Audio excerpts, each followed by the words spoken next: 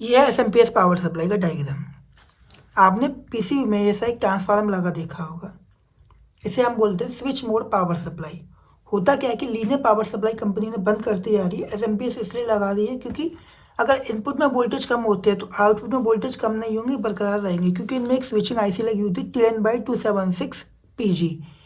इसके अंदर switching fast होने लग जाती है, तो इससे क्या होता है, इसके जो इनपुट में वोल्टेज है आउटपुट में वोल्टेज बरकरार बनाती है। ठीक है, मैं इसकी टेस्टिंग बताऊंगा आपको, जगह जगह कितनी टेस्टिंग की जाती है। सबसे पहले कंपनी फ्यूज लगाती है, वीडीआर लगाती है, फिल्टर कैपेसिटर लगाती है, लाइन कॉल लगाती है, फिर कैपेसिटर लगाती है, उसके बाद ब्रिज रेक्टिफायर बना के फिल्टर कैपेसिटर लगा देती है 500 वोल्टेज तक का, जैसा कि आपके सामने सारे आइटम दिख रहे हैं आपको। ठीक है, 4 डायोड लगा के कंपनी क्या करती है, ब्रिज रेक्टिफायर बना देती है।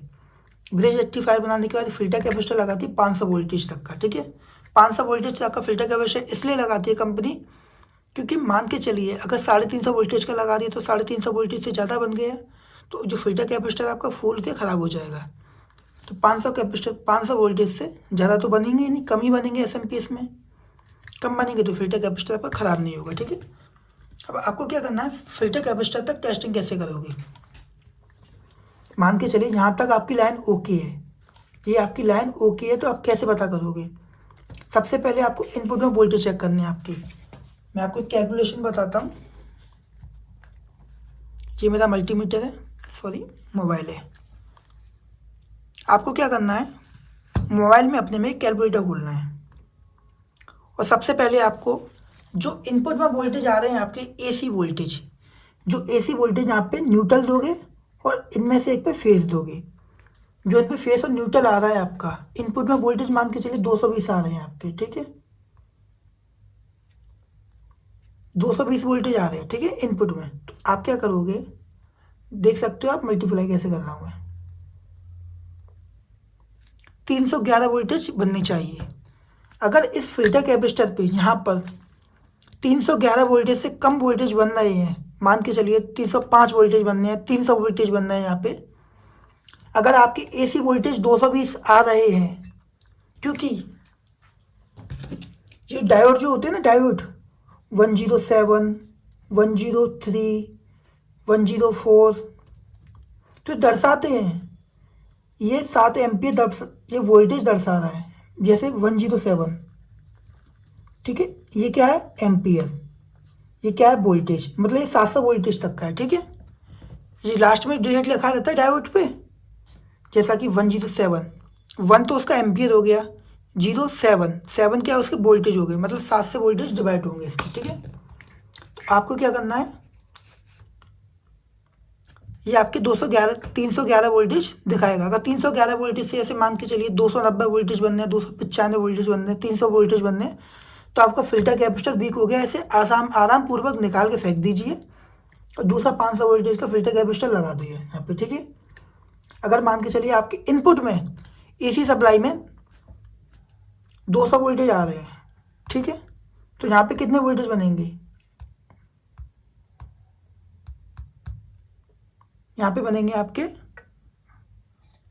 यहाँ पे आपके वोल्टेज बनेंगे जो 282 वोल्टेज बनेगी, मतलब 282 वोल्टेज बनेंगे आपके। अगर 200 वोल्टेज आ रहे हैं इनपुट में एसी, तो आपके फिल्टर कैपेसिटर पे कितने वोल्टेज बनेंगे, 282 वोल्टेज बनेंगे। ठीक है, ध्यान रखना टेक्निकली चलना हमें, जो कैलकुलेशन होती है। मान के चलिए आपके 300 वोल्टेज आ रहे हैं फिल्टर कैपेसिटर पे, तो इनपुट पर कितने वोल्टेज आने चाहिए, जैसे एसी वोल्टेज पे कितने आने चाहिए हमारे 210 वोल्टेज। अगर एसी वोल्टेज पे आ रहे हैं हमारे, सपोज करिए यहाँ पे 210 वोल्टेज आ रहे हैं हमारे, ठीक है, तो हमारे फिल्टर कैपेसिटर पे आने चाहिए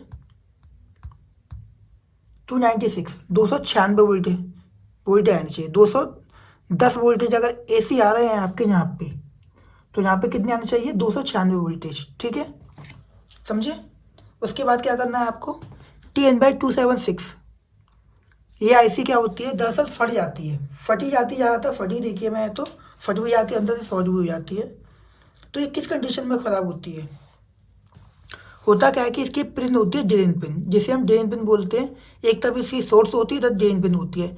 ड्रेन पिन होती है ट्रांसफार्मर में लगी होती है, प्राइमरी सेक्शन। ये ट्रांसफार्मर दिख रहा है, आप अगर इसकी ट्रेसिंग करोगे ना सही से, तो इसकी ट्रेसिंग में आपको बिल्कुल क्लियर हो जाएगा। ट्रेसिंग में ड्रेन पिन जो होती है ट्रांसफार्मर की इनपुट में लगी होती, सॉरी आउटपुट में लगी होती है। इनपुट में क्या होता है, 300 प्लस वोल्टेज जो फिल्टर कैपेसिटर से यहाँ से वोल्टेज आती है, यहाँ पे 500, जो फिल्टर कैपेसिटर दिख रहा है 500 वोल्टेज का, यहाँ से जो भी वोल्टेज आया 310, 320, 296 वोल्टेज आते हैं, जो भी इनपुट के अनुसार ही वोल्टेज लिए जाते हैं। इनपुट में जो यहाँ पे वोल्टेज आते हैं उसके डिवाइडेशन में यहाँ पे वोल्टेज आएंगे, ठीक है। यहाँ से जो भी वोल्टेज उठाएंगे हम लोग, यहाँ पे वोल्टेज आएंगे, वो वोल्टेज जाएंगे प्राइमरी सेक्शन में, इस ट्रांसफार्मर की प्राइमरी सेक्शन में जाएंगे वोल्टेज, और प्राइमरी सेक्शन में निकल के यहाँ पे जाएगी ड्रेन पिन पे, ठीक है।